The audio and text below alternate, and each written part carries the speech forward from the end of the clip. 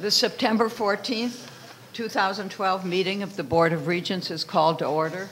This is certainly an exciting time at the university as we begin the fall quarter. Both Regent McMillan and Regent Broad are connected by phone and are joining the meeting on the telephone. First, I'm going to call on President Kaler and Provost Hanson to make some introductions.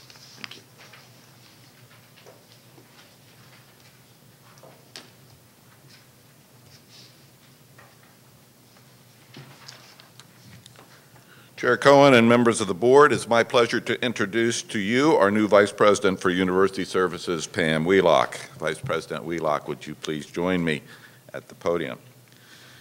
As you know, Pam comes to us with a resume of great breadth and depth and a reputation as one of our state's most innovative leaders. From the halls of Congress to the offices of St. Paul's mayor and Minnesota's governor, from the Minnesota Wild to the Bush Foundation to Blue Cross Blue Shield, Pam brings to us great experience and great wisdom. She assumed her job on August 15th, all 28 million square feet, 3,400 employees, and 3 light rail stops worth. Despite that great wisdom of hers, Pam returned to work also on August 16th and every day since. We're thrilled to have you on our team and here at the university. Pam, please, if you'd like to say a few words, welcome. Thank you very much.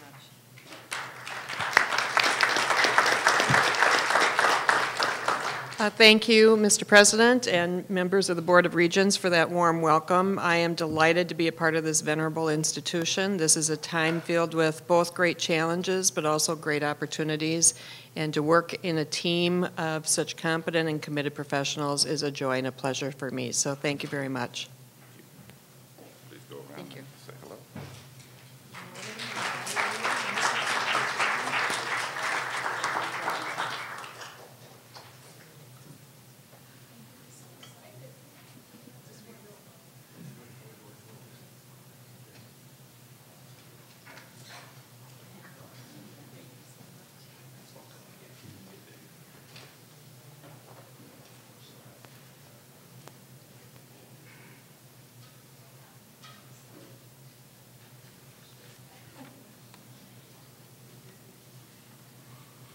Thank you. Provost Hanson, would you please come to the podium?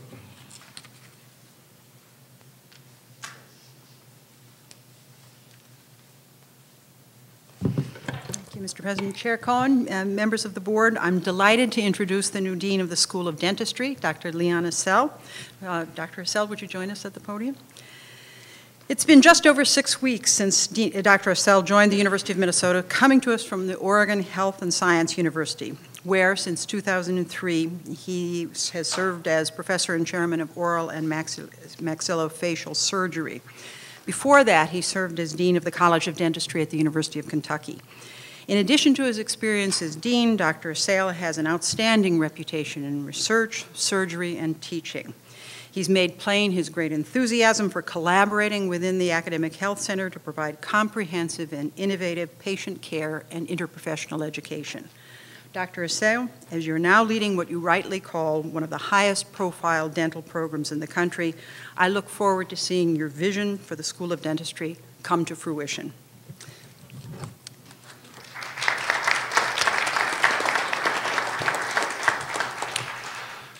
I want to thank the Board of Regents for appointing me and for this great opportunity for dentistry in this great University of Minnesota.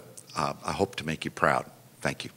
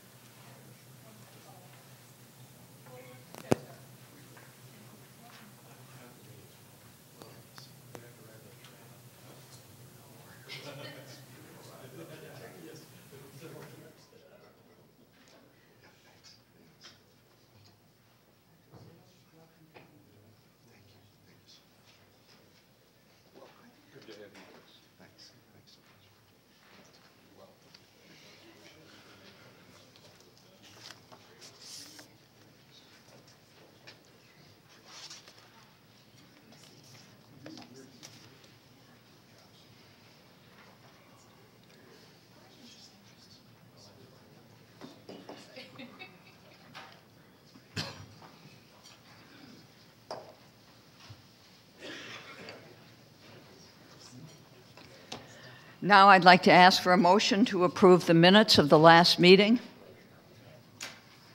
So moved. Thank you. Is there a second? Second. It's been moved and seconded. Is there any discussion? All those in favor, please say aye. Aye. Opposed? The minutes are approved. And now we always look forward to the President's report. President Kaler. Madam Chair, thank you. It has been an interesting summertime, and I'm pleased to be back in the swing of our academic year. Let me begin my comments with an update on our Academic Health Center. Last month, the 3-person external review panel I appointed visited our AHC. The visit was candid and purposeful. We had great input from our faculty and staff, and in the exit meeting with the reviewers, I found them helpful and insightful. My goal, I remind you, was to get a high-level, forward-looking set of advice on how to strengthen the health sciences and improve the national reputation of the medical school. I'm expecting the committee's report shortly, and it will outline our strengths and our challenges. This report will contain reflections and recommendations, but the decision on how to shape our future will be ours to make. I'm convinced that we must make decisions that allow us to focus our energy on a vision and strategy for the future. The committee was unanimous in the belief that we have much to be proud of and that we are positioned for great success. On to operational excellence, another one of my top priorities. OPEX is in the process of reallocating both resources and effort. It's a university-wide culture change which is underway, and we are beginning to make progress. Part of that progress is sharing our success and seeking broad and honest feedback from our faculty and staff. This week, a new OPEX website has been launched. The address, I love, is excellence.umn.edu. Easy to remember and something I hope our community engages. I urge you to go to the site, navigate it, and learn what we're doing and will do. The site is interactive, and we're already receiving suggestions. OPEX will be one of the featured topics when I hold a campus conversation for faculty and staff on October the 2nd. I will also be sharing then my vision for the coming academic year and some of our budget proposals for the 2014-15 biennium, and reporting to faculty and staff about some of the things that make this a great university. Sometimes, amid all the noise and the busyness that we find, we fail to stop and recognize just how truly remarkable this university is. It is exceptional beyond what many faculty, staff, alumni, and citizens realize. And we need to get better in instilling that sense of pride in all our terrific and distinct campuses, from Duluth to Morris, from Crookston to Rochester. And I'm looking forward to communicating those stories more vigorously in the months to come. On other fronts, since I last met with the entire board, I visited Farm Fest to connect with our agribusiness leaders, and that was productive and fun. I've had many conversations with key legislators seeking their input on our upcoming legislative proposals, which you will hear about in a few more minutes. Wednesday, I had the opportunity to meet with Governor Dayton when he visited our Humphrey School, and that was a very positive meeting. I recently spoke to the St. Paul Chamber of Commerce CEOs and will be speaking to an important group of Japanese business leaders next week when they convene with their Minnesota counterparts. And at every opportunity, as you know, I impress upon these leaders the value of the university to our state and the world, and our contribution to many areas for the common good. Now, of course, last Saturday was uncommonly good. I jumped up and down with, in fact, many of you as our undefeated Gophers football team defeated New Hampshire. And just as importantly, I watched and received reports that our new alcohol policy at TCF Bank Stadium worked well. We'll continue to monitor it, and on September 22nd, as we have our first night game, we will have an additional test of our policy and our fans, but we will be prepared for that event. News came this week that our friend and colleague and Senior Vice President Robert Jones has been named the new president of the University at Albany, part of the SUNY system from whence I came. I didn't know there was a trade in order. Robert has been a trusted colleague and an important university of our community for 34 years. He was obviously a very young man when he started here, but he's had profound impact on communities in the university and around the world in the name of the University of Minnesota. I know we all wish him hearty congratulations, and we will all have a chance to honor him and celebrate his many accomplishments at a public gathering later this year. Meanwhile, in our classrooms and laboratories, our faculty, scholars, and researchers blaze new trails and make big splashes every day. I wish I could mention all of the success that we had, but I will identify one that stood out. Associate Professor of Chemistry Christy Haynes was named one of Popular Science's magazine's Brilliant 10, an honor that recognizes an elite group of young scientists whose research is expected to dramatically impact their fields and the lives of millions. Professor Haynes has been working with her research to study blood platelets, and they are the only group in the world with a breakthrough that could lead to new treatments for patients who have difficulty with blood clotting. And like so many of our great researchers, Professor Haynes is also a terrific teacher and a wonderful community member of our university. Finally, on a sad note, I would like to honor the memory of Chairman Stanley Crooks of the Shakopee Mdewakanton Sioux community. Chairman Crooks died last month. He was a great friend of the university, and the entire Sioux community has been an important partner with us. In my months as president, I have witnessed the impact the Sioux community has had on this university, from scholarships to the Minnesota Tribal Nations Plaza at TCF Bank Stadium. We will always be grateful for Chairman Crooks' vision, wisdom, leadership, and guidance. And with that, Madam Chair, I conclude my report. Thank you, President Kaler.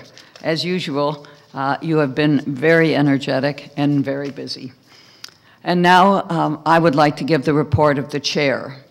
And of course, it's wonderful, as I said earlier, to see students back in classes and feel the excitement that comes with the start of a new academic year.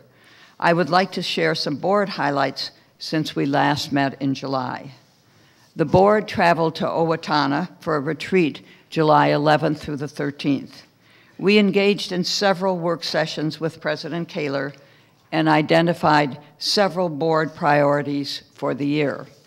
They are: support and enable the President's plan to move the University of Minnesota forward, improve the financial performance of the University of Minnesota, advance understanding among public officials, business leaders, alumni, MnSCU, and the state citizens of the university's mission and role in the economy and quality of life in Minnesota, for the purpose of increasing public support for the university. Enable and support the long-term success of the Academic Health Center, and to continuously improve the Board of Regents' effectiveness and efficiency. Also, Regents have been involved in a variety of university activities over the past 2 months. Regent Frobenius attended a University of Minnesota Medical School alumni event on July 19th. Regent Ramirez toured the University's Itasca Biological Station at the end of July. Regents Beeson and Devine toured the university's Sudan Underground Mine Lab on August 9th. And 5 regents participated in the new student convocation ceremony on August 30th, which was rather inspiring and also very energetic with the band, the 250 to 300 member band playing. And those regents were Vice Chair Larson, Regent Beeson, Regent Devine, Regent Johnson, and I. It was an energetic and exciting event, as I said, for the class of 2016, and we were honored to be part of it. That ends my report. Now I would like to receive and file reports. And the next item is to look at the consent report, and I will ask for a motion to approve the consent report. So moved. Thank you. Second. It's been moved and seconded. Is there any discussion? If not, all those in favor, please say aye. Aye. Any opposed? The motion carries. And now it's my pleasure to welcome the new chair, Chair Kolstad, of the Faculty Consultative Committee. Please come to the podium. We welcome you for your first time here and look forward to your report. Thank you, Regent Cohen, members of the Board of Regents, and President Kaler. I thank you for your time and attention today. Over the next few minutes, I will summarize key activities of the Faculty Consultative Committee over the summer, mention some results of our retreat with Central Administration, and invite you to be part of a centennial celebration of our Senate this year. This summer, while the campus was relatively quiet, the FCC met monthly and spent considerable time on changes to faculty awards for teaching and service. The proposal to change the award for outstanding teaching from an annual stipend to a larger but one-time financial grant required considerable discussion. And in August, the FCC voted to support that policy change. It also involves the inclusion of P&A teachers and the addition of a community-engaged scholar award, along with an increase in the dollar amount of the advising awards. What's important is in that process, we affirmed the importance of the Scholars Walk as a record of outstanding faculty and staff achievement, and we helped to secure its maintenance. Among other activities, we reviewed the policy definition of plagiarism that was included in a presentation to your Committee on Faculty, Staff, and Student Affairs yesterday. We forwarded recommended guidelines regarding the awarding of faculty sabbatical salary supplements to Senior Vice Presidents Hansen and Jones. And we recommended that the Senate Committee on Educational Policy survey students on the St. Paul campus about their experience as part of an ongoing discussion in FCC about better ways to integrate the Twin Cities campuses. In late August, the FCC hosted its annual off-the-record retreat with key administrators. Front and center of each conversation were two questions that relate to a reflective theme that I think will be part of our FCC agenda for this coming year. Namely, number one, what upcoming topics on your plate can shared governance help with most and how? Two, what interactions have you had with shared governance that you consider a poor use of your time, if any? And what restructuring might we accomplish to remedy that? The range of responses, from general to specific, indicated that these senior officers found that their conversations with FCC and meetings with Senate committees provide important feedback and new insight on proposals and practices. Surprising to me, the second question, which invited criticism and commentary and advice for change, brought rather limited response. However, two administrators urged us to continue to look for efficiencies as members of the faculty organize their work and meetings. We will do that. In addition to questions about governance, we circulated questions specific to each administrator in advance. These were the things that opened useful discussion, and administrators also outlined projects that they are working on this coming year. But my third and most exciting topic is the Senate Centennial. We have been celebrating the sesquicentennial of the Morrill Land Grant Act this year. 50 years after that, in 1912, the University of Minnesota Faculty and Administration created the University Senate. I'm a historian. I would love to launch into detail about that history, but I'll save that speech for later. However, I do want to share with you the extensive plans that have emerged from a committee chaired by Professor Marty Hope Gonzalez. Some of you know her as formerly a president of FCC. And I think we have a handout. Is that right, Ken? Good. Good, great, thank you. Starting last spring, the Senate staff has worked closely with our committee to plan 4 events. 3 will be in conjunction with Senate meetings and a standalone colloquium for January 31st with President Kaler, Provost Hansen, Regent Simmons, and Professor Fred Morrison. In these, we hope to engage the campus, faculty, students, staff, administration, and indeed all of you, in conversation about some big questions in higher education today. 5 panels will respond to questions that were developed by asking faculty leaders about their concerns, as well as their sense of opportunity for advancing the university. From a number of long and thoughtful responses, we then honed the titles, the comments, and the questions that are circulated on that yellow sheet you have before you. Our goal is to open up big but really quite specific questions. I hope as you look at them, you're intrigued. If so, I want to take this opportunity to invite all of you to the opening of the Senate meetings on October 4th, December 6th, and April 4th, and especially to the panel in January. At that midwinter colloquium, university leaders will consider how we can most effectively use shared governance to address such issues at our own public land-grant research university. I'm happy to entertain questions. Thank you very much, Chair Kolstad. Are there any questions? We enjoyed hearing your report. Thank you very much, and we will see you soon again. Thank you.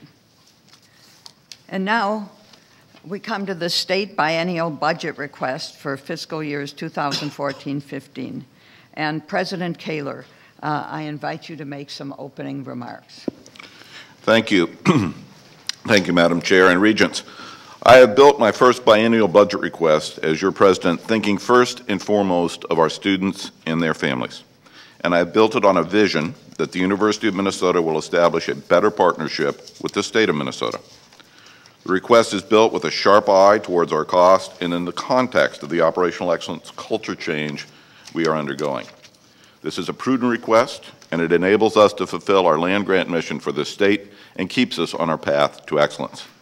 It allows us to continue to recruit and retain some of the world's great scholars for our faculty. And this request supports and renews our research enterprise. It proposes new research initiatives that play to our academic strengths and that align with the state's key industries and talent needs. Finally, this request requires us to meet performance measures in order to earn a portion of our appropriation. And while not part of our budget request, I will also describe today innovative tax policy options regarding tuition and philanthropy for higher education. But Madam Chair and Regents, this is most important. This request helps to keep this university affordable and accessible to qualified students of all economic backgrounds. And in this 2014-15 budget, I propose a 0% tuition increase for Minnesota resident undergraduate students. A 0 increase for our Minnesota undergrads. Let me briefly review how we build our budget and how we set our goals. Like any business that wants to maintain its success and reputation, we have to deal with and manage cost escalators. We need to reward employees, and we need to recruit and retain the best teachers and researchers. We need to pay our bills. For instance, our utilities, our employee health care responsibilities, and we have to invest in constant advances in technology. And we need to maintain our aging 28 million square feet of space. When we look at that, the numbers are pretty straightforward. Our costs will increase about 2.9% annually, which is slightly less than the 2011 rate of inflation. Recently, we have funded our needs by reducing our costs, by asking the state for part, and asking our students and families for part. As you know, over the past decade, the state has been unable to meet its obligation, and its support has dipped dramatically. We want to renew our historical partnership, and that begins with this 2014-15 budget request, in which we seek an incremental $14.2 million annually from the state for tuition relief, and that will enable us to maintain a 0 increase for resident undergraduates. In a state biennial budget, to give you perspective, of $3.4 billion, $14 million yearly is but a tiny fraction. We believe stabilizing tuition is the best investment we can make in our future. We believe bright, well-educated students will transform our economy and are essential to our way of life. This is the story of one of our students. I'll call her Sarah. Sarah can be any student from any one of your communities. She's an excellent student, highly academically qualified, and she could have gone to college many places, including out of state. She has boundless aspirations, but only modest resources. I know we all want to help Sarah, and thousands of other students like her attend the U. But how do we do that? We have a plan. We reform how we fund higher education with a 0% increase for Minnesota students like Sarah. But it's more than tuition because the university is also a research engine. And we reform how we invest in our research and innovation with new, focused initiatives that play to our strengths. And finally, we reform how Sarah and her family pay for her 4 years here. Let me expand on the tuition request.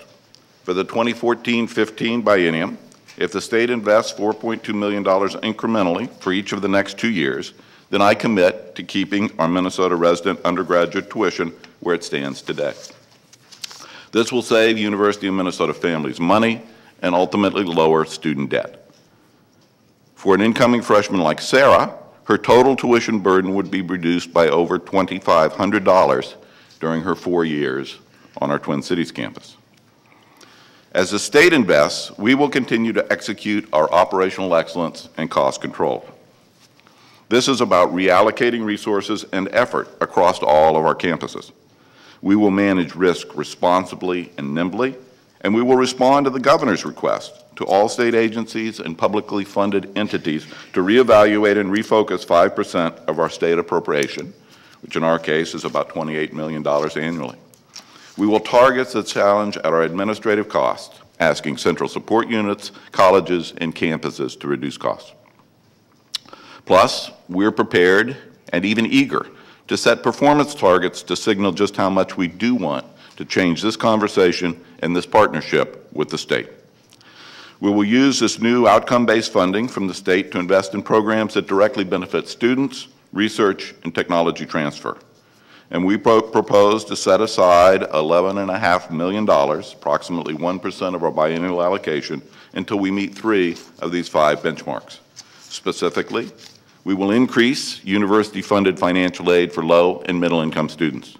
We will award at least 15,000 degrees system-wide in 2014.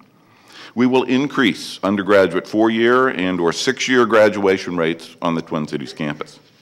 We will maintain our 2011 total National Science Foundation recorded R&D expenditures, and we will increase invention disclosures, which are the clearest indication of commercializable intellectual property. We will be better in just about everything we do. I am confident and committed to executing high standards of performance and accountability, and I'm willing to put some of our requests at risk.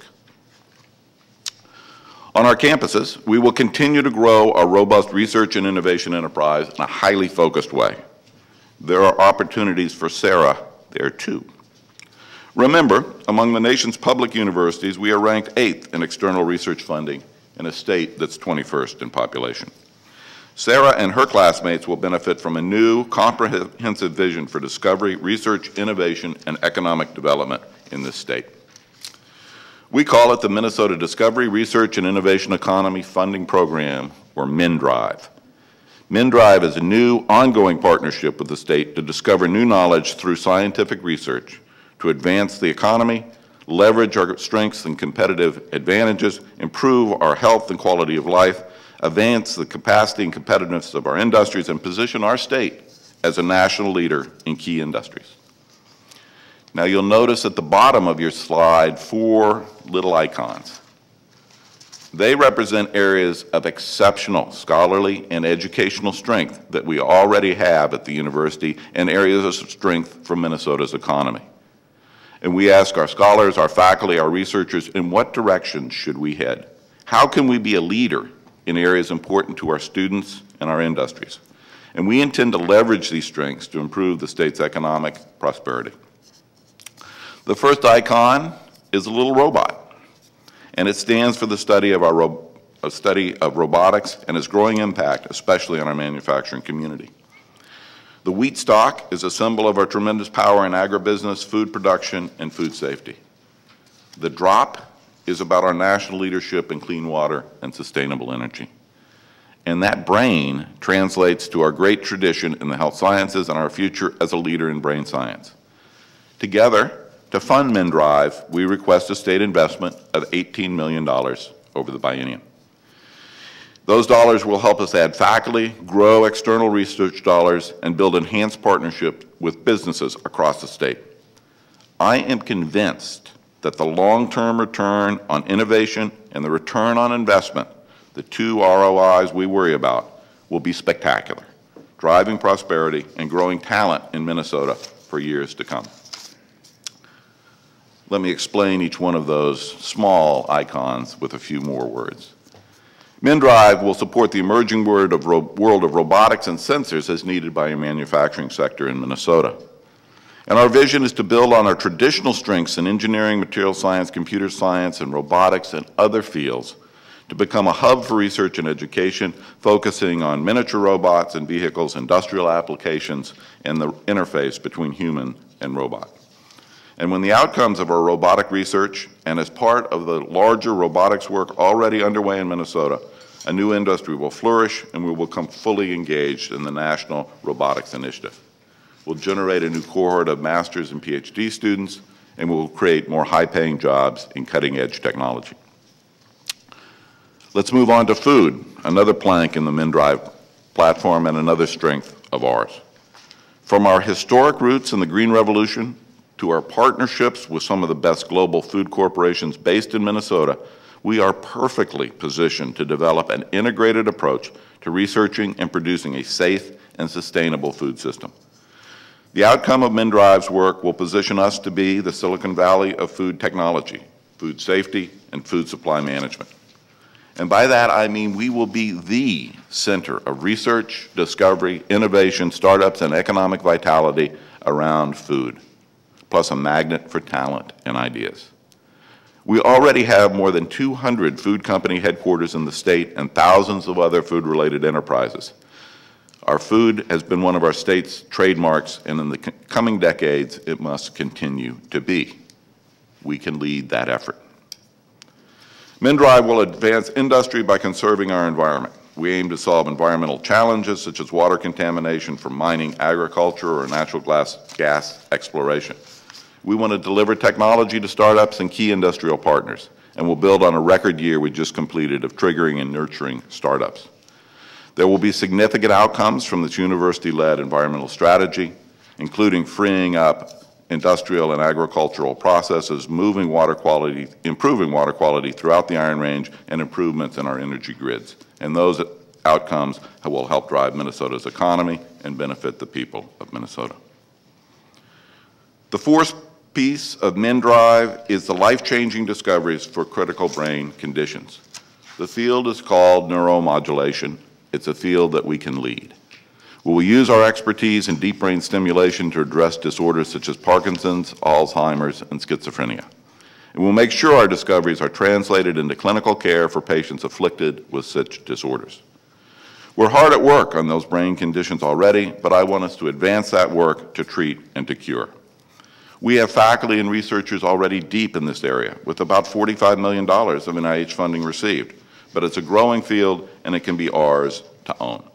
The outcomes are very promising, and with new technologies, we will extend our leadership in neuromodulation through partnerships with some of our great local Fortune 500 companies, Medtronic, St. Jude, Boston Scientific, and others.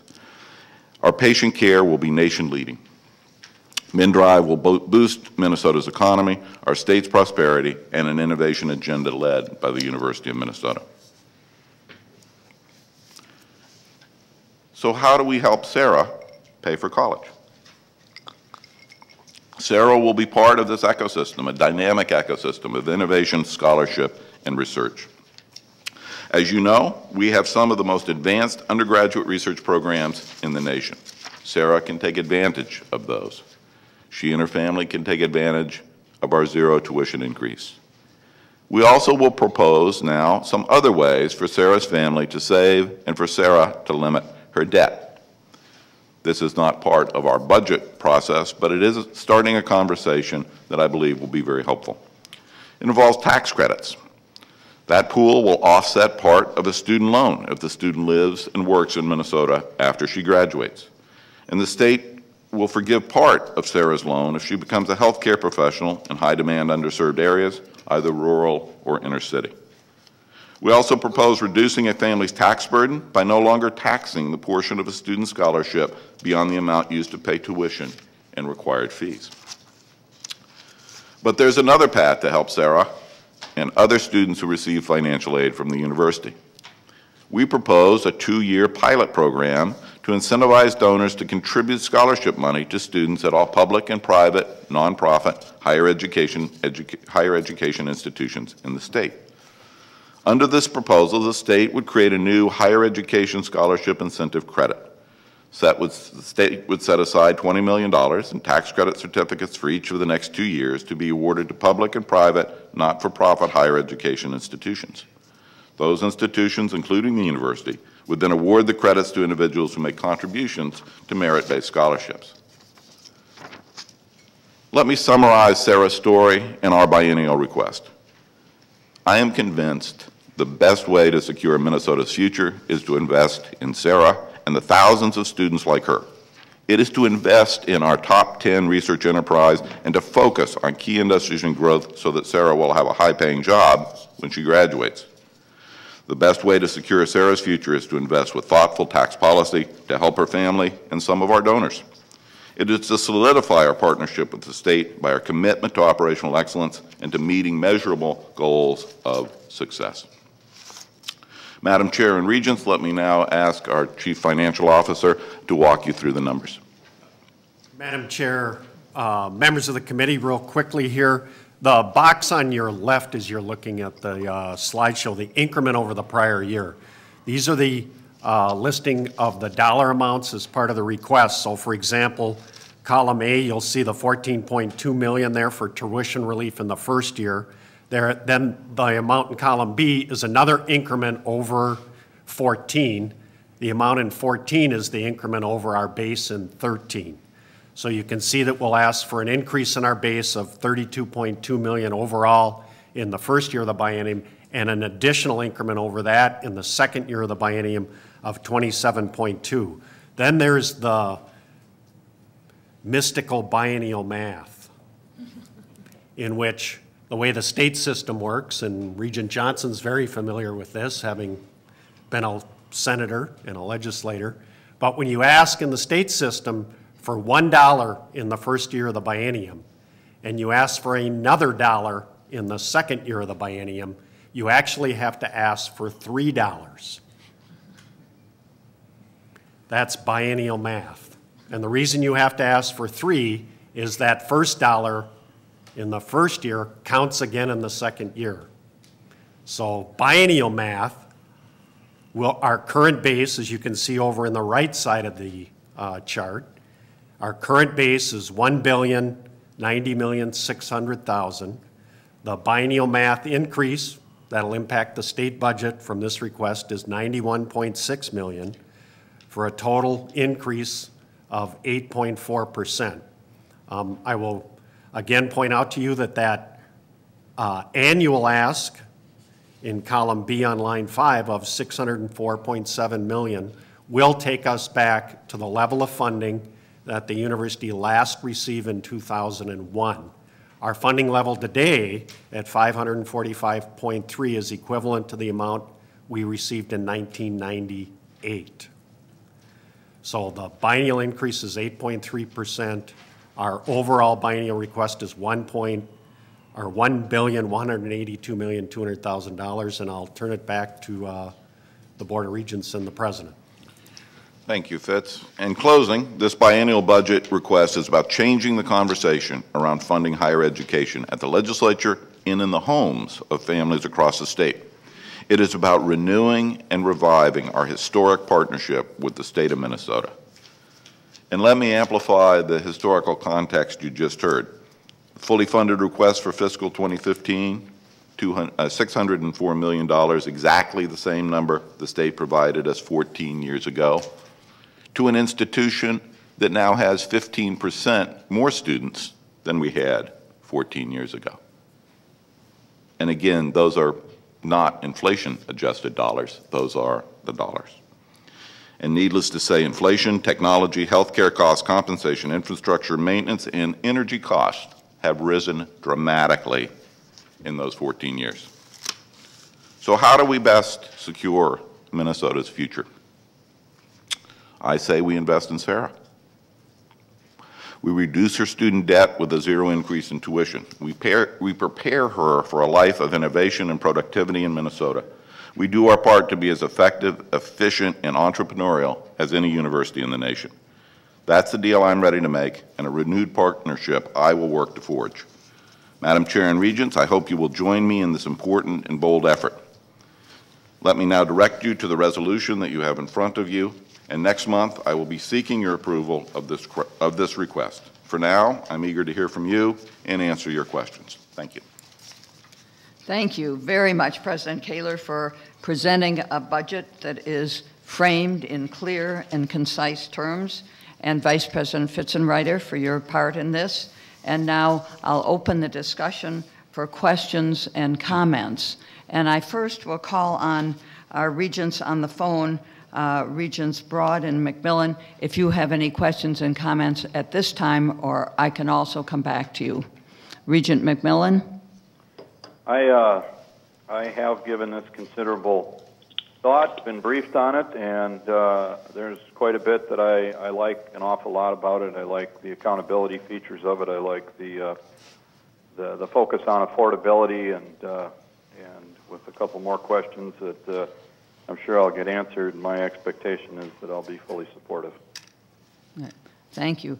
Regent Broad, would you like to make any comments or questions at this time? Madam Chair, I'll defer. Okay. Thank you. All right, and now questions, comments from members of the board. Regent Larson. President Kaler, I think that what you've just presented is extremely creative and is exactly what this state needs to maintain well into the future and probably actually improve our position as a state that is values education and demonstrates that on a per capita basis, there is no other state in the country that has more Fortune 500 companies. I don't think it's because of our tax situation or our climate. I think it is because historically we have been known as a state that had highly educated, productive people. And that's the primary reason why most of those Fortune 500 companies are in this state. In order for us to maintain that and grow it, it is critically important that we continue to move forward with our education. And I think that your plan is a tremendous move in the right direction. I certainly hope that the citizens and our legislators are listening carefully and will study this proposal very, very carefully and support us, because I think it's critically important to the future generations and the future of the state. Thank you very much. Thank you. Regent Allen. I think this is a very clear and well thought out presentation, and it strikes me that there is one solid theme that it makes and that we need to continue to make. We've heard the state economist in many presentations before this group say that one of the state's economic problems is the failure to have invested in past years, and that, in addition to the general national problem, has exacerbated our economic problems. This is a clear statement about investment. We need to recognize that. We need to sing that song. The state needs to recognize that it also has a part in making investments, despite some of the other financial pressures that it has. Thank you, Regent Allen. Regent Beeson. Thank you, Madam Chair. I also am attracted to the budget proposal, and one of the key aspects related to outcome-based performance measures. When a not-for-profit organization gets money from a foundation, or any organization that gets money from a funder, there's terms and conditions with that. So it frankly doesn't surprise me that the legislature wants us to move into that direction. I think we should be driving those metrics, and so I like that approach. I don't view that as an encroachment on us. I see that as just part of our responsiveness. I think having specificity in those goals demonstrates confidence on our part, and it demonstrates focus. A couple of other comments on the Minnesota Drive proposal. I would urge the administration not to spread out those investments so widely so as to not have any impact. And if we go to more than 3 or 4, we're not going to be able to attribute or create outcomes in ways that we would if we were more focused. So you might even look at fewer, and that's really your call where that money goes. But I think it's got to really be, there's got to be real money behind that. Thank you. Okay. Thank you. Regent Frobenius. Conceptually, I'm comfortable with what we're doing. I agree that we were taking a real creative approach. I guess I have a couple of questions I just would like a little further information about. I'm assuming that the cost of tax credits are not in this number. Do we have some idea what that amount might be? That's question number one. Question number two is, chat just a little bit about why this is totally focused on undergraduate. my concern about the demand in some of the professional areas, particularly around the healthcare practitioners, makes me wonder if we ought to be balancing that out. I'd appreciate your comments on that second topic. And then I want to conclude my comments and my two questions with really underlining one of your statements that should not go by unnoticed by anybody that's listening to these comments. The importance of the statement that this is the same amount was given to the University of Minnesota by the state of Minnesota 14 years ago, after 15% inflation, or excuse me, after a 15% increase in the student body of the University of Minnesota. That's a really critical beginning of a slight clawback. Regent Frobenius, Chair Cohen, it is the beginning of a clawback, as you would say. It is frequently the case we're accused of not using our money very wisely, but I think it's an interesting industrial perspective to serve 15% more customers with no inflation-adjusted base for 14 years from the state. In terms of the professional students, there is relief for the academic health center majors in terms of loan forgiveness in the second year. I didn't emphasize that very much, $1.5 million. That kind of funding exists in law now. It is not adequately funded, and so our request is to do that. And the focus on undergraduates really reflects what I hear in the community about an engagement with Minnesota residents at the undergraduate level. Frankly, that engagement at the professional level is not as intense. There is, I think, an argument of the balance of public good and private good that comes with a graduate degree. So frankly, I think the undergraduate story and support is more compelling and will be more encouraging to our friends in the legislature. At the same time, while we'll propose modest increases for graduate and professional instruction, it certainly is not out of scale. So I think that balance in terms of a story to tell and a convincing story to tell at the legislature leads me to the recommendation that we're making now. Modulo the loan relief for the AHC professional students, particularly in greater Minnesota. And there was a third component of a tax credit. Thank you. We do not have the fiscal notes on those tax credits yet, and the quantitative measure of what we propose will certainly scale as the cost. We will propose some ideas for discussion. We clearly aren't going to propose something that has a cost that's not realistic, but we are in the process of getting those numbers. We'll have them for you by the October meeting. Thank you, President Kaler. Any follow-up? No. Okay. Regent Simmons. Thank you. I'd like to make a comment about the proposal and then pose a question to the President. My comment is this. I favor this proposal because of the accountability that's inherent in it to the people of Minnesota and to the students and to the members of this community, the university community. I also applaud the sensitivity to the financial challenges that students and families are facing, and that we're trying to help with that in the face of effective cuts in public funding.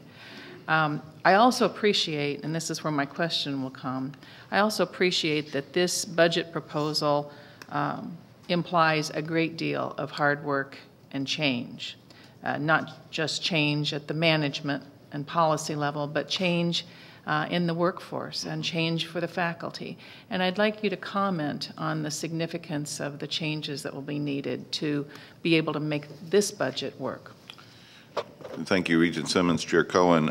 Indeed, implicit here, not stressed, is the $28 million in reallocation that we will need to make. That will be the fruit that our tree of operational excellence yields for us. We have a comprehensive set of plans, and we're working through those. We will be more efficient and more effective, and those cost savings we will track and drive to this bottom line. It's very important that we don't allow those to be frittered away or lost in the entropy of the university, if you will. And we have plans to do that. It is a process, and it is a culture change to work more effectively and efficiently. I'm confident that we can reach these numbers, and we'll be communicating at excellence.umn.edu on a regular basis as our progress towards those goals is made. Okay, thank you. Regent Johnson. Thank you, Madam Chair, members of the board. President Kaler, commendations to you and your staff for what I would call a creative approach. Oftentimes, the first question we're asked in budgets, how much administrative costs are going to be cut? You have addressed that, and I commend you for that. Difficult to manage that, certainly, but we're confident you will do that. What catches my eye most pointedly is most budgets are kind of the same old thing oftentimes. And this budget has new creations, robotics, food safety, genetics, environmental concerns, and a discipline that I can't pronounce, what is it? Neuromodulation. I like it. But anyway, it's a good thing for this state to embark, and being from the rural area caught my eye about food safety and genetics. And I think the university lends itself at this point in time to a time when there's been a drought in Minnesota, and yet the food genetics has survived, and there's going to be production of soybeans and corn and all of those things, so we're paying attention very much in this budget to that discipline. So I commend you for that. Thirdly, when I hear the term loan forgiveness, that takes me back a long time ago to the National Defense Act, which I went through college, and there was a loan forgiveness. There was a real encouragement among my fellow students to enter certain disciplines, and I think that is very good. Finally, you said you met with the governor, and maybe you don't want to comment at this point in time. Was the governor open to these ideas in preparation for the upcoming budget, or what was his response? Regent Johnson, Chair Cohen, the governor and I had a very open and frank conversation. I would say he appreciated the directions in which we're moving, but of course we're very early in the budget conversation, and we continue to hope that he'll be supportive. Very good. Thank you. Okay, Regent Ramirez. Thank you, Chair Cohen. First, just a clarifying question, because in some regards it seems so simple that I want to make sure I understand. You're proposing for the next 2 years 0 increase in tuition for Minnesota undergraduates system-wide. Is that correct?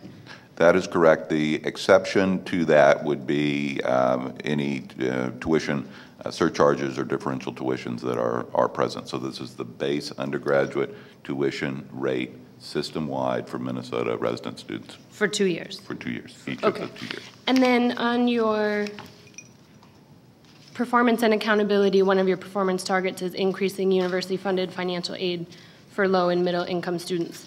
I'm just contrasting this a little bit to the news from Concordia, where they reduced tuition but also indicated a reduction in financial aid and offerings they're giving students. You're proposing 0% tuition increases, but an increase in financial aid for low and middle income students. That's above and beyond holding tuition steady. Is that how I understand Chair Cohen, yes, that is correct. Thank you, Mr. You're President. welcome. Two important points to point out. Any other comments from the regents on the phone or the regents sitting here at the table?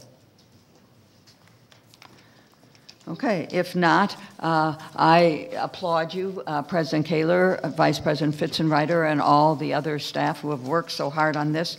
It seems very concrete and specific, creative. We're asking the state for what seems like a reasonable amount, and we're also agreeing to do our part. I've heard many commendations from the board members, and this item was for discussion today and will be for action in October. Thank you very much. Thank you, Chair Cohen. If I may conclude by adding my thanks. This is very much a team effort, and the team involved with this has worked very hard to put these ideas together for you, and so I add my thanks to many people. And I think all of us are wishing good luck to Sarah. Thank you. The next item is the University Plan Performance and Accountability Report for review, and Provost Hanson, Senior Vice President Jones, please join us at the presenters table. And President Kaler, would you like to make some introductory remarks? Thank you, Madam Chair and members of the board. Our 11th Annual Plan Performance and Accountability Report is a remarkable document. The juxtaposition against the budget request is purposeful. This is what the state got for its money last time. I believe this document is an important resource for you and for all members of the university community to read, consult, and use throughout the year.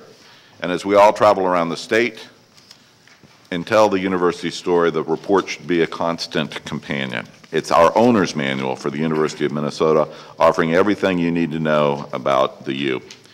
So if you do have a large enough glove compartment to accommodate the entire report, you certainly should use it to carry the message from Duluth to Wilmer, Rochester to Moorhead. I am thankful for all the hard and important coordination and work done by many units to produce this report, especially staff members in the Provost's office and the Office of Academic Administration. And with that, this will also not be your standard presentation either. I'll turn over to Provost Hanson and Senior Vice President Jones, please. Thank you, President Kaler and Chair Cohen and members of the board. I'm pleased to present to you the 2012 Plan Performance and Accountability Report.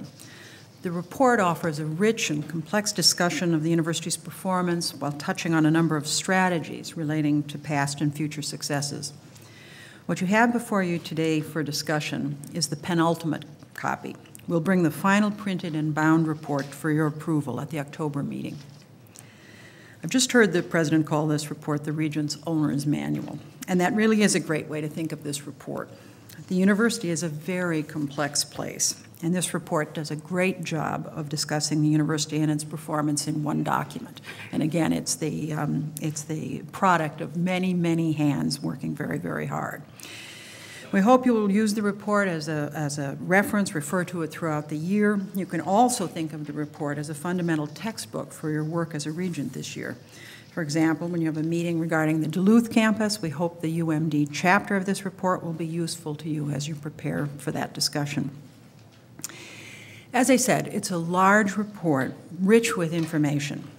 So to help you connect with the report, to organize today's relatively short presentation on it, Senior Vice President Jones and I have chosen to discuss the report with you through the lens of commonly held misperceptions about the university.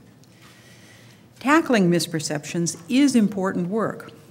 We certainly have opportunities for improvement. What human enterprise doesn't? But what must be underscored is that this is a great university. I'm concerned that that isn't always widely understood or often enough acknowledged, and I'm going to make it my business, following the President's lead, to make sure that that fact is more widely known and acknowledged. So let's jump into some statements, perhaps overheard at the grocery store, raised in discussions with parents, or maybe even uttered or believed by some people in this room today. First myth. It takes forever to graduate from the U. Now, no one graduates in 4 years. It's just not true. On the Twin Cities and Morris campuses, most students graduate within 4 years. In fact, the Twin Cities 4-year graduation rate for the most recent class will be above 57%, and you can see this progress on this slide and also on page 35 of your report. On every U of M campus, over 50% of the students graduate in 5 years. This improvement in our graduation rates didn't happen by accident. You can read the discussions about the strategies that led to this improvement starting on page 34 of your report for the Twin Cities campuses, and for the coordinate campuses on page 96, 113, 129, and 140. One other point that it's extremely important to note: the number of graduates we produce each year. For example, on the Twin Cities campus alone in 2010-2011, 7,031 undergraduate degrees were awarded. That's a far larger number than the freshman class enrolled 4 years earlier. And it's important, and it's an important measure of the real contribution the University of Minnesota makes to the state of Minnesota and the nation and the world, with well-educated citizens, the leaders of tomorrow. So, myth number 2. The U's graduation rates are way below those of peer institutions. Page 36 of your report clearly shows that's not the case. Because of the natural time lag with reporting, these data are from the freshman class that entered in 2006. When we compare the Twin Cities campus projected rate of 57% for the most recent class, the class that entered in 2008 and graduated in 2012, you can see that the U is competitive with these other schools. You can see that on this slide. Yesterday, some of you heard me argue that the group of schools we use as the Twin Cities campus comparison group is one we've chosen in order to hold ourselves to the very highest standards. And the university should be commended for that. You can see when we compare our graduation rates with the other public Big Ten schools that are not in the comparison group, but still are great schools, among the greatest schools in the world, we have no reason to be apologetic. Though with these schools, we are vigorously seeking to do better, and we will do even better.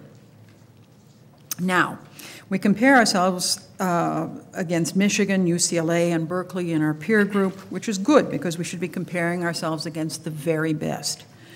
For some of these measures, like graduation rates, however, you have to take into context the location of the school. There's a significant population effect that the 37 million people in California and the 10 million people in Michigan have on the available number of high-achieving students who attend the universities of California and Michigan. The graduation rate story is similar for our coordinate campuses. I'll highlight the Morris campus, for example. Discussions beginning on page 113 of your report show that the Morris campus's 67% six-year rate is competitive with some pretty elite schools. Myth number 3. Undergraduate enrollment at the U is off scale, is larger than the enrollments at peer schools. Not necessarily. In fact, I bet some of you are surprised to see that there are fewer undergraduates enrolled at the Twin Cities campus than at schools like Florida, Illinois, and significantly fewer than Ohio State, Penn State, and Texas. About the same number as schools like Washington and Wisconsin. I know, in fact, I was surprised by that when I came here. It's a very big campus, but it's a smaller group of undergraduates. There's a nice table on page 14 of your report that gives you the exact numbers for this. While the Twin Cities campus has the 4th largest total enrollment of any institution in the United States, that's a function of our extraordinarily comprehensive scope, which is a great strength. Very few schools are like Minnesota, where we have all the major undergraduate, graduate, and professional programs together on one campus, as well as a presence throughout the state with vibrant coordinate campuses. And this is less surprising, but important to point out. Enrollments at our coordinate campuses are at or below the peer group averages.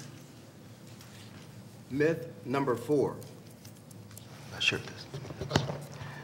Classes at the U are huge and mostly taught in large lecture halls. Wrong again. In reality, about 40% of the undergraduate classes on the Twin Cities campus have fewer than 20 students, and only 19% of the undergraduate classes have more than 50 students, and fewer than 13% have over 100 students. On page 33 of your report, it shows how favorably the Twin City campus compares with other schools. There are only 4 peer institutions, namely Berkeley, Penn State, University of Florida, and Michigan, that are among our peer group of 11 institutions that have fewer classes with 50 or more students. Additionally, students are learning, as we well know, in a wider range of contexts than ever before. A significant part of the educational experience of our students occurs outside of the formal classroom. For example, in 2011 and 2012, over 680 undergraduate students participated in the Undergraduate Research Opportunities Program that we refer to as UROP, expanding the role that the university's research plays in the overall undergraduate education experience. And nearly half of our first-year students on the Twin Cities campus enroll in one of our 121 first-year seminars, a factor that we believe contributes to the higher retention and graduation rates of our students. Moreover, students across all of our campuses have multiple ways to develop as leaders and as global citizens through campus communities and interacting with the increasing numbers of international students on our campuses. Public engagement is a core strategy at the University of Minnesota. Over 760 students have participated in community engagement programs which recognize students who are involved, and over 400 hours of community volunteering and service learning courses. This program has grown over 7 times since its inception. And what is also really impressive is the 3,385 students who participate in 174 service learning courses in the past year, an impressive demonstration of the university's engagement with communities and commitment to service learning as a core element of the overall undergraduate learning experience. Myth number 5, the state's best students go to private liberal arts colleges. Some of the top students do attend institutions like Carleton, St. Olaf, but many also choose to attend the University of Minnesota. If you look at the average HCT score for our campuses, and I remind you that this is an average, which means that many of the students are coming to the university with ACT scores of 31 or 32, and some with perfect scores of 36. And I think that's absolutely amazing. On page 32 of the report, there's a table that shows the average ACT for honor students on the Twin Cities campus, which happens to be about 33, and is above that of the state, and I think also the nation's great liberal arts colleges. The profound thing about this is that we have almost as many honor students on our campus as those that exist in McAllister and Carleton combined. As we all know, the University of Minnesota Morris is consistently among the country's top public arts colleges. Myth number 6, students can't get into the classes they need to graduate. Again, it's not true. Vice Provost McMaster and his staff keep close watch over course availability in the Twin Cities campus, and the coordinate campuses keep close watch as well. Which key courses are required by several majors? Which courses are prerequisites for other high enrollment courses? Our courses offered at various locations, East Bank, West Bank, St. Paul, at various times of the day. Undergraduate education keeps it all in view and manages the array and the course schedule so that students can get into classes. Continuing students register in April for the upcoming fall semester. New students register throughout the summer, starting in June. This practice gives us time to continuously monitor enrollments, make adjustments, and add course sections and seats as needed. Students' registration appointments in the registration queue get earlier as they progress here. In other words, seniors register before juniors, juniors before sophomores, and so on, which enables students to get the courses they need for their major as they progress through their academic career. It's true that a new freshman may not get his or her absolutely preferred perfect schedule, and what's absolutely preferred may not always be academic. Let's say they want all courses between 10 a.m. and 3 p.m., all courses on the East Bank and adjacent buildings, but all freshmen do get into a full schedule of courses that count toward their degree requirements. Our academic advisors work very closely with students on how to plan their schedules and how to get feedback feedback from those advisors helps to shape departmental course offerings and schedules. So it's a very important nexus of support for students. And I'll cite the freshman four-year guarantee, graduation guarantee, as evidence of that success. In this program, students enter into a contract with the university that if they meet expectations for eligibility, planning, and performance, we promise that they'll have access to the classes and advising they need to graduate in 4 years. If not, we'll pay the tuition for the courses they couldn't get into and had to take later. We've never had to do that. You can't, myth number 6, you can't afford to go to the U. That's not right. The people of Minnesota should be very proud of the efforts taken to ensure financial access to all campuses of the University of Minnesota.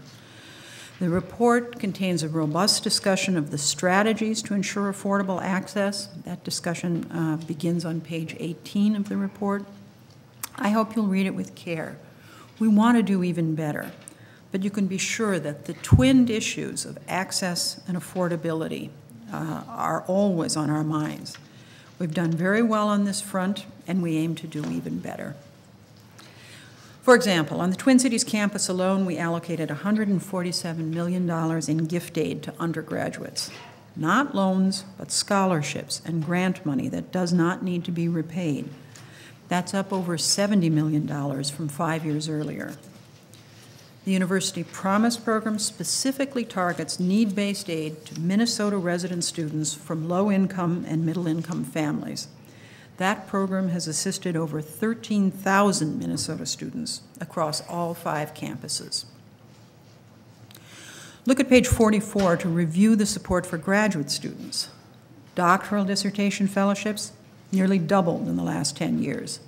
Block grants allocated to colleges for aggressive recruiting, specific diversity fellowships to attract and support students from underrepresented groups, support for interdisciplinary study, and training grants all help us prepare the researchers and intellectual leaders of tomorrow.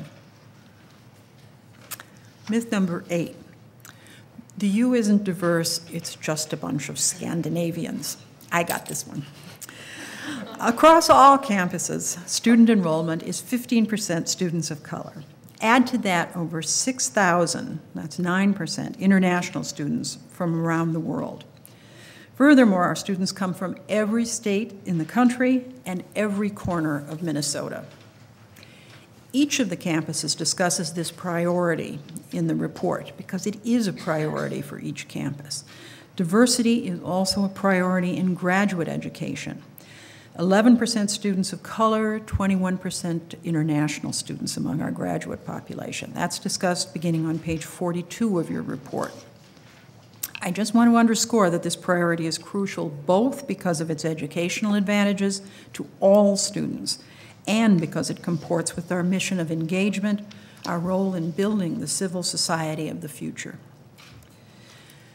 The Duluth and Morris campuses, for example, have a particularly proud tradition of serving our Native American students. And while we're proud of our diversity at the university, it's a challenge and it's an opportunity for more progress. Diversity is a priority, and that's reflected in things like collaborations with the College Readiness Consortium, the Minnesota P-16 Partnership, and student financial aid strategies focused on merit and need that support the recruitment of highly prepared, highly motivated students from diverse populations. Once these students are on our campuses, we have specific advising and other forms of student support that are designed to encourage their success, as we have for all our students. We have support tailored to needs and context. Myth number 9, students are anonymous. The U is a commuter school and there's no real community. Actually, the university is a collection of many communities, whether in the formal classroom or life in the residence hall, study groups, campus activities. Every one of our students has connections and compelling reasons why they belong here. For example, as noted in your report, the Twin Cities campus has over 800 registered student groups representing academic interests, culture, and diversity, arts, fraternities, sorority life, sports clubs, and much, much more. These groups provide students with the opportunity to explore their interests and develop leadership skills and be an active part of the university community. On the Twin Cities campus, for example, over 80% of the freshman students live in residence hall. And while it's difficult to quantify, I'm sure we all have recognized the growing number of apartments which around the Twin Cities campus and the interest among developers in the campus. I think this shows very clearly the potential for most of our students to live within walking distance of the Twin Cities campus. Myth number 5, the university does not graduate students of color. And I was telling the president a few weeks ago that this statement was uttered in a public forum, and it took all that I could do to contain myself and give a very respectful response, because we all know that it's not true. And everyone on campus has made significant strides over the past decade to make sure that this is no longer the truth about the University of Minnesota. Over 56% of our students of color graduate in 6 years on the Morris campus and over 46% at Crookston. And on page 36 of your report, you will see a very nice chart that shows the positive trends here on the Twin Cities campus as well, where 55% of the undergraduate students of color graduate in fewer than 5 years. Additionally, the university has some of the most outstanding intervention and support programs for students of color, like the MLK program. We've improved advising here on the Twin Cities campus, as the provost stated earlier, and I've been working with the vice provost for undergraduate education to revamp our Access to Success programs as well, which will continue to assure that our students are entering the university, getting the support that they need, and graduating in a timely fashion. Because graduating students of color is a priority for the university, and we continue to grow these students in numbers. Myth number 11 is that the U is too big and too inefficient. As President Kaler recently explained in an interview, the university operates efficiently and seeks opportunities to be more efficient, in large part because we don't have the money to do anything else. We are constantly seeking creative ways to deliver excellence with fewer resources. One example described earlier in this report is today by the President is the Operational Excellence Initiative, which is the university's wide long-term commitment to reduce costs, enhance services, and increase revenue. Elsewhere in the report, you will read that the campus has saved over $4.6 million in annual energy cost and reduced its carbon footprint by over 5,000 tons through aggressive energy conservation measures. And that the universities, through decommissioning a building, reduced its annual operating costs by over $1.3 million and avoided $48 million in building repairs. As you know, we are a multi-campus university, and each of our campuses deliver a very distinctive educational experience and serve very distinctive communities throughout the state. However, operating as a system of higher education enables the university to collectively serve the state in the most effective way. So one of the ways that we operate as a system is by leveraging system-wide resources such as those from University Services, Human Resources, and the Office for Information Technology, Financial Aid, Admission, and many, many more. Myth number 12, students only want to attend the Twin Cities campus. Well, the data clearly says otherwise.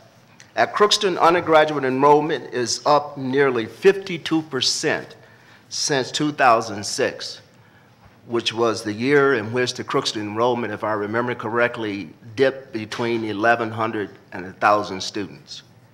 Morris is up 16%. The Duluth undergraduate enrollment is nearly up 7% since 5 years ago and 20% in the last 10 years. And of course, our Rochester campus has grown from its inception of 57 undergraduate students in 2009 to 257 students in 2011 and 2012. And the Chancellor and I clearly expect to see those numbers approach 400 students this fall. This is just one example of the ways that our campuses provide a very distinctive academic and regionally important educational experience to better serve students from across the state, the nation, and the globe. The fact that each of our campuses contributes to the university excellence in many ways and best serve the students in the region and the state and the nation. And I think it's another example of the fact that the University of Minnesota, through his multi-campus system structure, provides many ways for students to obtain a University of Minnesota degree. Myth 13, there's no advising at the U. Higher education in general, and the University of Minnesota in particular, are not what they were 20 years ago. In fact, if we go back more than 20 years ago, I think about how I made my first class schedule up. I asked my big brothers.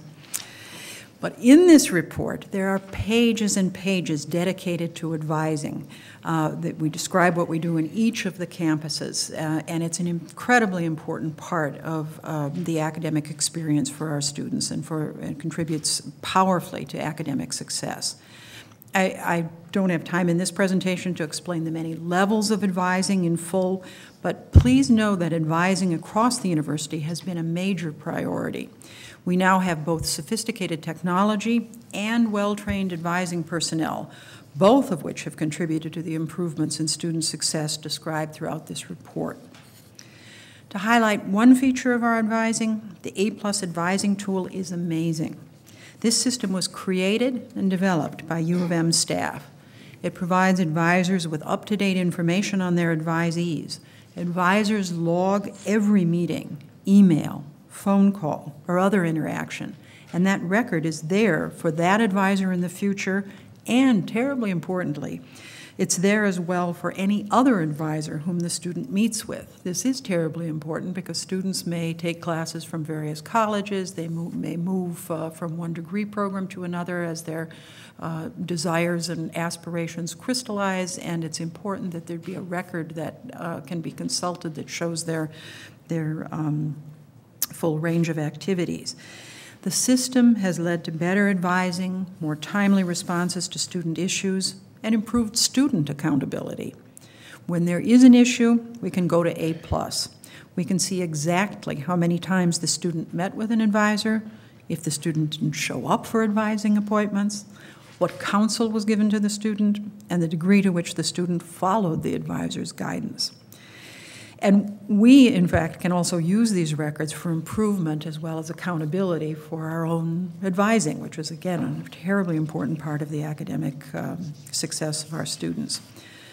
On the Rochester campus, the Student Success Coaches Program has been a key factor in increasing retention rates. I invite you to read more about that on page 142. Myth 14. Faculty don't teach, they just focus on their research. It's likely that few members of the public really understand all that we require of our faculty. They do teach a lot.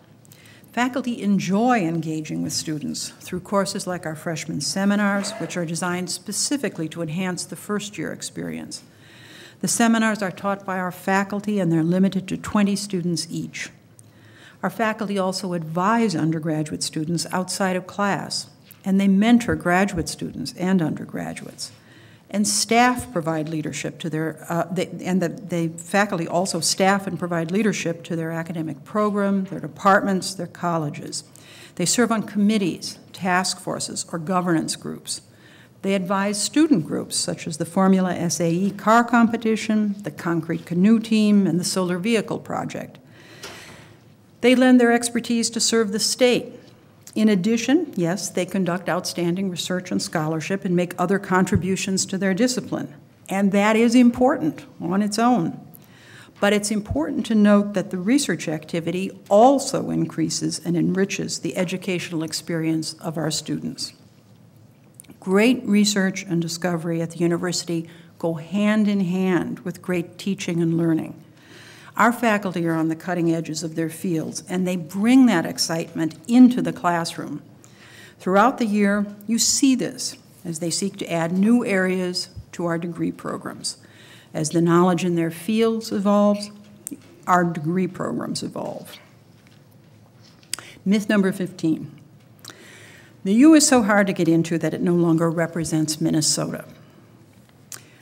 On the Twin Cities campus, 69% of the undergraduate students and 55% of the graduate students are students from Minnesota.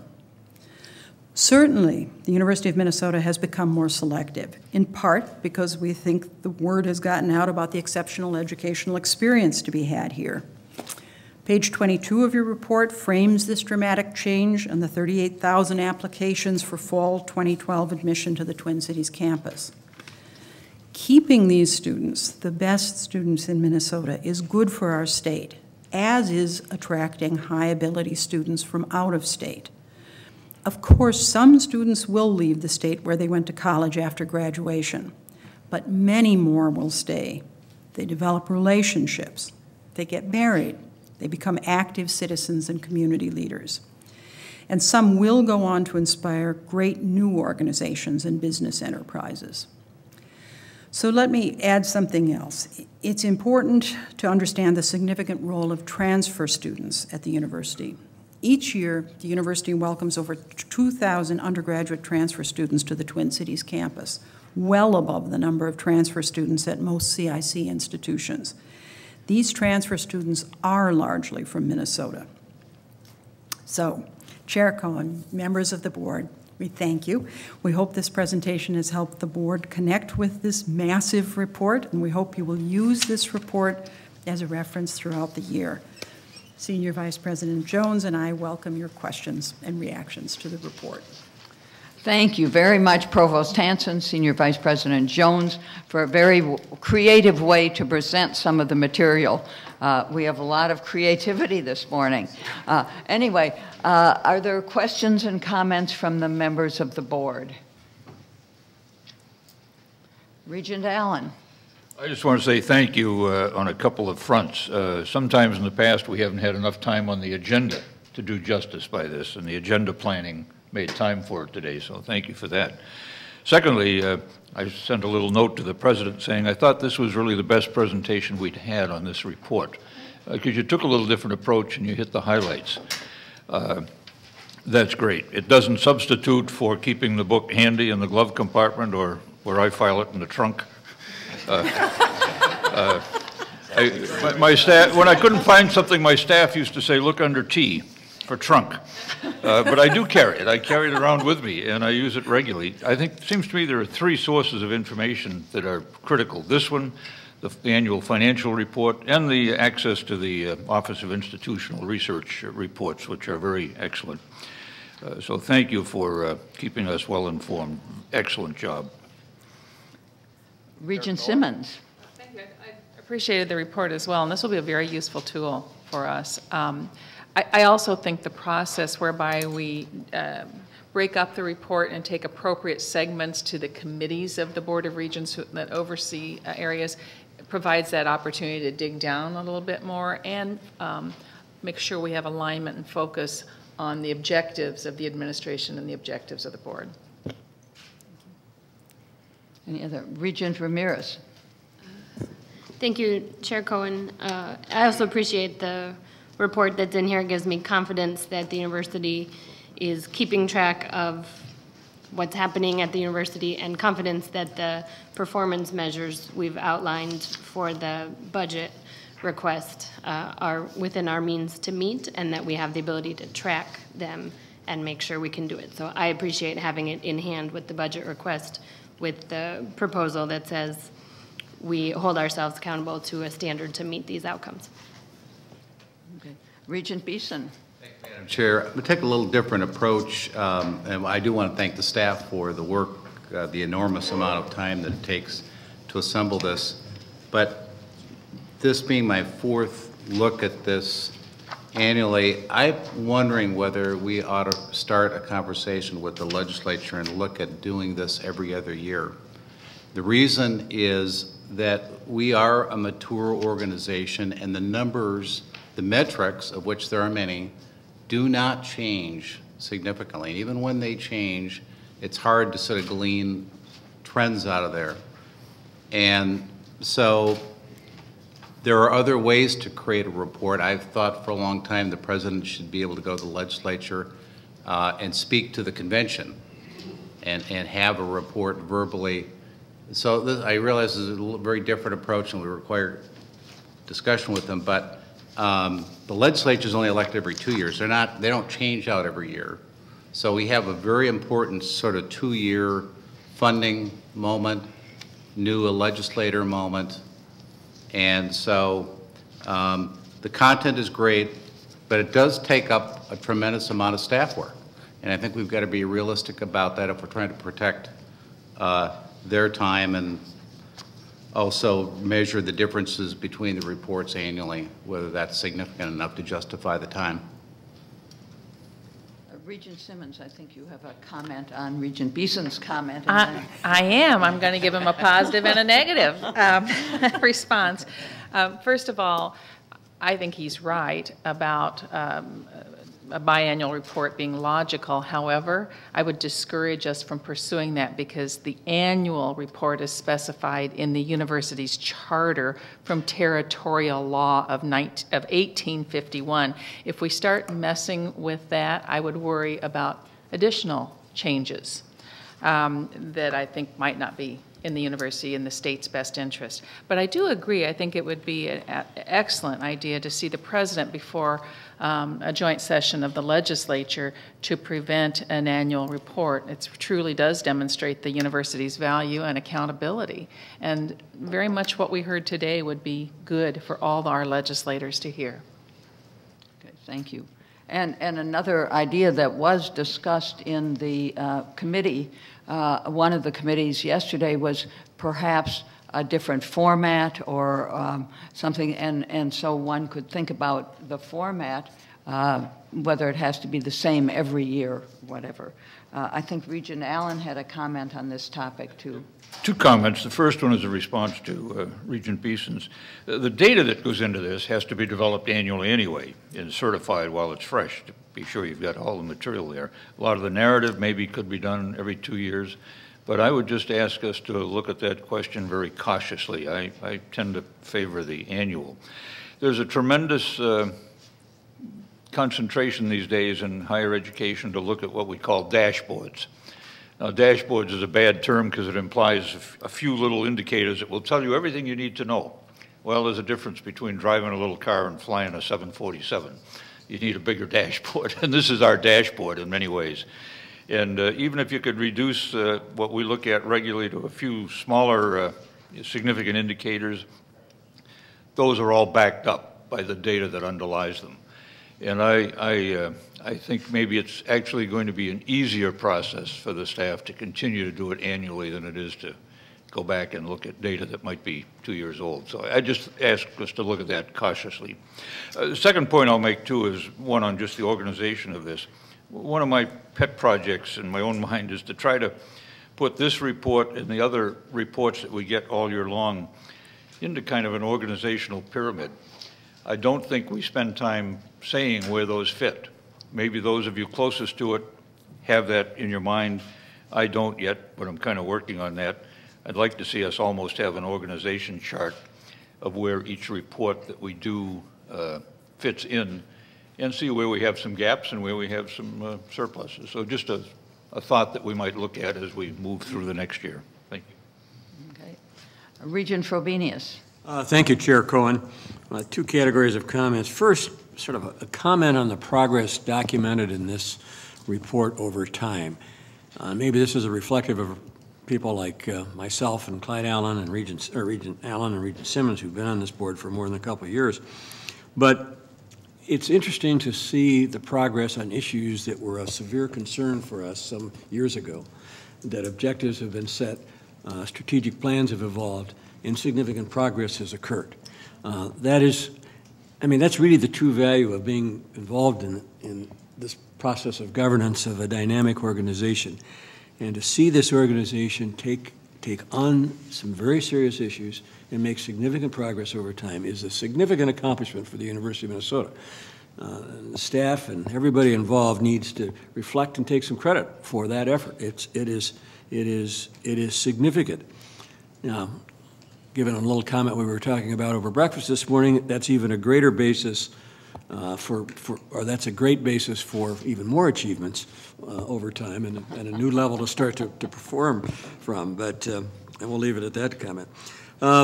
Secondly, on discussions about presentation, there have been times in the past where we did sort of a summary of this in various forms. This year, we didn't quite do that in the same way. It is a research and reference document, and that is its most significant value. I'm still recalling a number of times the times that I've been down to the legislature to do work, the number of legislators that haven't really read this thing. And I don't mean to be critical of them because they're buried in a ton of stuff, but we do have to, I think, find a way to kind of summarize the key trends in this and communicate them graphically as in a way to a smaller version of that. Not to reduce this, but to do that. Lastly, in our committee, Finance and Operations, and I think all the committees are really doing work in their work plans this year in upgrading the dashboards that we are using on various areas, and there's a lot of elements of this that relate to that project of upgrading our own dashboards for what we're monitoring. Thank you. Okay, thank you. Regent Johnson. Thank you, Madam Chair. Thank you, Provost and Dr. Jones and your staff for this report.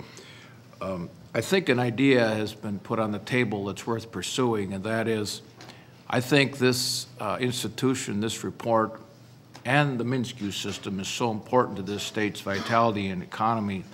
I would propose that we think about that, asking the Board of Regents, the chair, the president, and have a cup of coffee with our friends at MnSCU and propose a joint session of the legislature in January to make these kinds of facts and information to the legislature. They do have forums from time to time, less formal, but I think this is of importance. And it may be received with a welcome, come on over and talk to us for an hour. So something for us to think about, Madam Chair, in this regard. By most accounts, at least of the 201 members of the legislature, at least a third will be new. And it could be higher. So this kind of information is very pertinent. Finally, Provost, I'm not getting past the bottom of page 1. Just a bunch of Scandinavians. I can't get by that. I'm only kidding. No, you're not. I'll just ask at this time, Regent McMillan or Regent Broad, do you have a question or a comment? I guess they're okay. All right. Thank you, Chair Cohen. Yes. Just a follow-up to yesterday's committee meetings. I want to make sure none of the staff that worked so hard on this stuff took my comment about I think I said I don't start my day with a bowl full of numbers, which this report is, not to express any disrespect. It's tremendous work, and what I want to compliment is the creative approach and being on the phone listening to a Mythbusters approach where you winnow out the important takeaways rather than a series of graphics, that can get heavy for anybody, is really where the value comes. So I appreciate the tremendous amount of work that's been done, and also the way that our Vice President's tackled it here and presenting it to us. So very nice. Okay, thank you. Provost Hanson. Well, Chair Cohen and members of the board, I just want to underscore that a huge number of people worked on this report, but I want to respond particularly to Regent Allen's remark earlier about the clever angle on this. That is really due to Joe Schultz, who had this idea and who has ridden herd on this from all of the units who have been working on this. So we are very thankful to people throughout the institution, and Joe played a really central role in all of this. Okay. Let's see, Regent Allen, did you want to respond to that or something new? Different point. All right, well then I'll call on you in a minute. Regent Larson. Yes, I would like to concur with what's already been said. I think that we've made tremendous progress, and I'd like to congratulate all the employees because people have contributed to it. It just underscores the extraordinary importance of setting clear-cut objectives or priorities. And many of us who've been on the board for some time recall what our graduation rates were 6 or 7 years ago. And obviously we showed some dissatisfaction with that, and it's pretty clear that people have responded. And we have improved substantially, and I have no doubt that you're going to improve even more. And I think that that is a tremendous treasure for the people of the state and the future of this state. Thank you. Apropos to that comment and the comment of Regent Frobenius, I think it points out why one of the strengths of the board is to have some elder statespeople on our board. Regent Allen, Regent Simmons, and Regent Frobenius, who have had 10 years of service. Pardon? Oh, Geezer. Anyway, very, very helpful with a balance of people who come on new to the board and bring new ideas and new observations. So I think that balance is very important. All right, Regent Allen. Just one point responding to Regent Frobenius. I'm not sure we should worry too much. We ought to think about it, but I'm not sure we should worry too much about some reports not getting read thoroughly by some audience, such as the legislature perhaps. For this reason, you know, reports fall into two categories. There are the reports we need to listen to carefully and understand in order to do our job. There are the other reports which we listen to, we may not understand, we may not have the time to delve deeply into them, but they are the proof that somebody in the organization does know what they're doing. And so they serve two purposes, even if we don't get to read them thoroughly. Okay, thank you, Chair Allen. Any other comments or questions from the board? All right, President Kaler, I think you have some remarks about this. I would just like to, thank you, Chair Cohen. I would just like to again acknowledge the enormous amount of work in this. And in view of the issues around doing this once a year or once every 2 years, as Regent Allen indicated, much of the data we need to gather and refresh and certify annually. Perhaps we could refocus some of the narrative, and the Provost and I and others are thinking about ways to format this report that would do that. My other point is that the comments of my colleagues will allow me to improve my answer to Regent Frobenius's earlier question about graduate tuition as a component of our budget. We do have a substantial commitment to investing in graduate students. You may remember that the doctoral dissertation program was one element that I increased in our first budget go-around last year. And a fair number of our graduate students are supported by external grants and contracts. So it is not the case that all of that increase would fall upon the student themselves. Thank you very much, Provost Hanson, Vice President Jones, and all the staff that worked so hard on this, and a very creative way to present the information, and want to thank you. And I Thank you, for all the hard work. Thank you. We now will move to the committee reports. The report of the Faculty, Staff, and Student Affairs, Regent Simmons.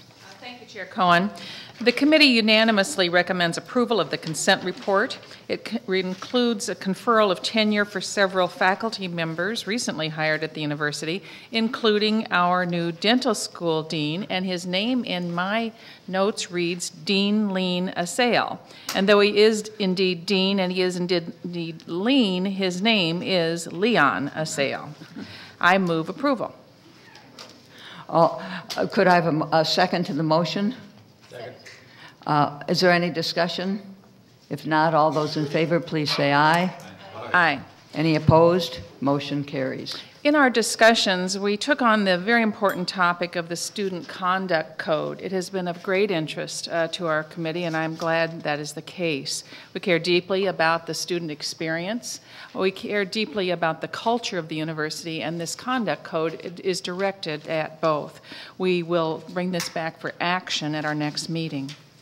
We also reviewed a report and responded with discussion on strategies for recruiting, retaining, and evaluating faculty, part of the university's commitment to excellence of the faculty. We reviewed pertinent data from the accountability report, and I won't belabor that. And finally, we discussed the committee's work plan for the coming year, which includes the topic of university compensation philosophy and planning. That concludes my report. Thank you, Regent Simmons. A report of the Finance and Operations Committee, Regent Frobenius. Thank you, Chair Cohen. We have one action item for the board, the consent report. The committee unanimously recommends approval of the consent report, which includes the purchase of goods and services over $1 million as described in your docket materials. I move its approval. It's been moved and seconded. Is there any discussion? If not, all those in favor, please say aye. Aye. Any opposed? The motion carries. Thank you. The committee discussed and received information on the annual asset management report, including performance in the last year that was ahead of our benchmark, and we think compares favorably to a variety of other funds across the country, as well as the progress of our Office of Asset Management in moving along a glide path towards our revised asset allocation targets. We also reviewed a number of issues related to the financial elements of the university plan, performance, and accountability report. We spent quite a bit of time after reevaluating some of our functions and activities, looking at our revised Finance and Operations Committee work plan for the year. We had an interesting, a threatening discussion pertaining to the federal fiscal cliff, which provided a summary of the potential financial and programmatic impacts to the University of Minnesota in the landscape of higher education, and I would tell you that they are significant. And we received information on the quarterly purchasing report, the annual economic development report, and the Debt Management Advisory Committee update as well. Madam Chair, that concludes my report. Thank you. Next, the report of the Audit Committee, Regent Beeson. Thank you, Chair Cohen. The first item the committee dealt with was Board of Regents policy on internal control, recommending action on that. The committee unanimously recommends adoption of amendments to a board policy internal control, which are being presented in response to President Kaler's risk recalibration initiative.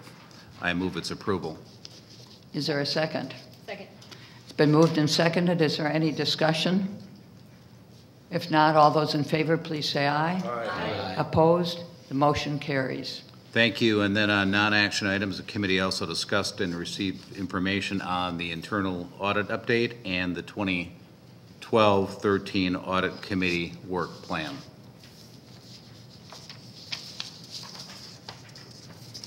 Okay, thank you, Regent Beeson. All right, and the next report is at Planning and Policy, Regent Ramirez. Madam Chair, under action items, we approved a revised consent report. The committee unanimously recommends approval of the revised consent report. Second. Which is being handed out right now. The change pertains to a dental hygiene degree. I move its approval. Second. All right, it's been moved and seconded. Does the change need any further explanation? As long as people don't have the sheets right in front of them.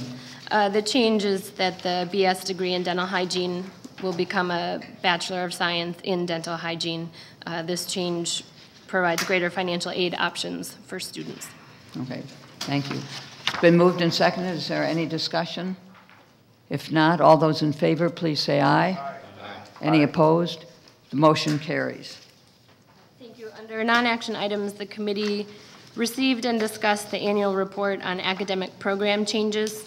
We got a comprehensive overview of the process for making academic program changes or additions that showed us how it really focuses on program quality, on the impact on students and resources, and also driven by market demand. We reviewed some additional academic metrics from each campus from the accountability report and discussed our committee work plan for the year ahead. Madam Chair, that concludes my report. Thank you, Regent Ramirez. The next report is the Facilities Committee, Regent Johnson. Thank you, Madam Chair. 4 non-action items on behalf of the Facilities Committee. First, a capital budget amendment for the Community Universal Healthcare Center parking and building renovation on the Twin Cities campus. Second of all, report on strategic issues related to the University Plan Performance and Accountability Report. Thirdly, a discussion of the committee's 2012-2013 work plan. And finally, a report on the facilities condition assessment update, which provided a comprehensive evaluation of the condition of the University of Minnesota's campus facilities and infrastructure portfolio. Madam Chair and members of the committee, if you have not had the opportunity to see these printouts, that's updated by staff from time to time on the 29 million square feet, soon to be 30 million square feet by the construction projects. This is telling about the conditions of our facilities university-wide. And as I looked at it again yesterday, the one eye-catching is the St. Paul campus. Many of the buildings and facilities in St. Paul certainly are becoming in much need of repair. They're antiquated, and it just lends itself to how we might do business in the future. But staff would give you this. It's very, very good evaluation of all of our facilities, and I commend it to you. Madam Chair, that concludes my report on behalf of facilities. Thank you, Regent Johnson. And now a report of the Litigation Review Committee, Regent Hung. Thank you, Madam Chair. The Litigation Review Committee met on September 13th. It discussed the annual report on legal matters and received information on the processing of claims. Following these items, a resolution was considered and passed that authorized the closing of the meeting. In the closed meeting, a discussion was held of matters that are subject to the attorney-client privilege. That concludes my report. Thank you, Regent Hung. And now, President Kaler, will you join me at the podium? And I would like to take a few moments to honor our former Executive Director, Ann Cieslak. And will you please join the President and me at the podium?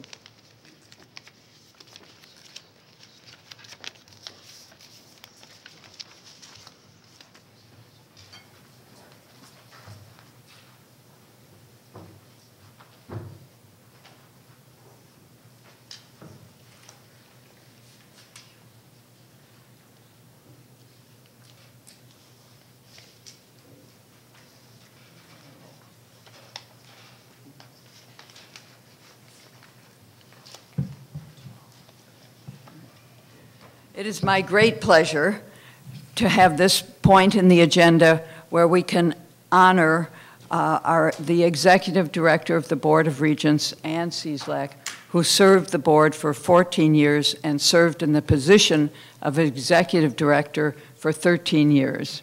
It is my great pleasure, and I am going, because I think the certificate which Ann is about to get really says it all, I am going to read it. The Regents of the University of Minnesota Certificate of Appreciation to Ann D. Cieslak. The Regents of the University of Minnesota recognize with sincere appreciation the dedication and service of Ann D. Cieslak to the University of Minnesota. To mark her tenure as Executive Director and Corporate Secretary, we take this opportunity to applaud her accomplishments, commitment, and professionalism. Cieslak began her University of Minnesota career on January 20th, 1998 as a policy project assistant before assuming the position of Executive Director and Corporate Secretary in 1999.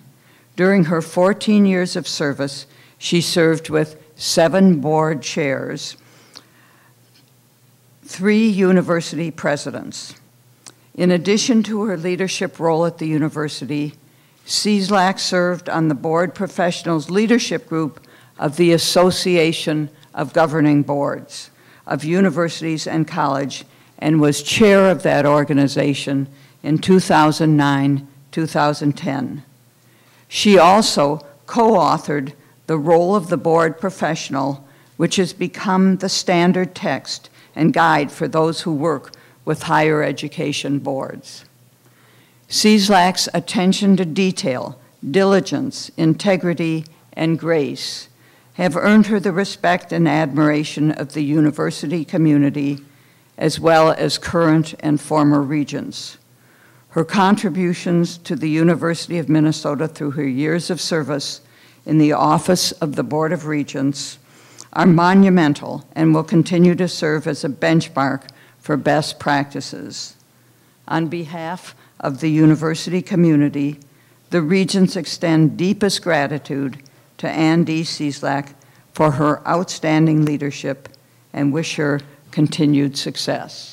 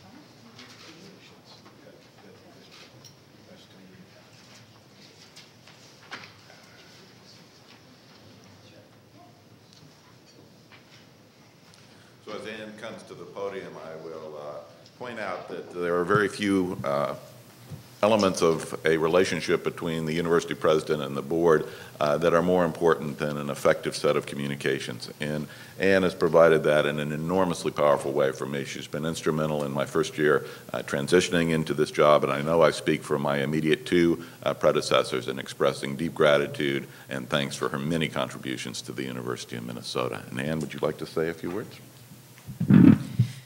Thank you, President Kaler. Thank you, Chair Cohen and Regents and members of the audience.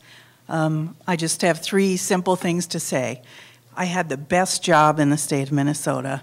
I loved it. I thank you for the opportunity to serve this great institution, both as the executive director of the board and as a corporate secretary. And I wish you all the very best, and I'm watching, so just so you know. Thank you.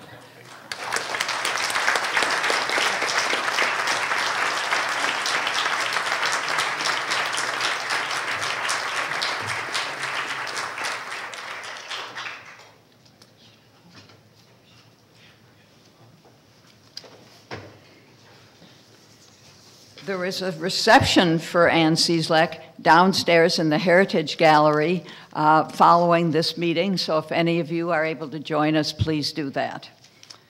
And now we're close to the end of the agenda. Is there any old business? Is there any new business? May I have a motion for adjournment? Second. It's been moved and seconded. Is there any discussion about that? If not, all those in favor, please say aye. Aye. Any opposed? The meeting's adjourned.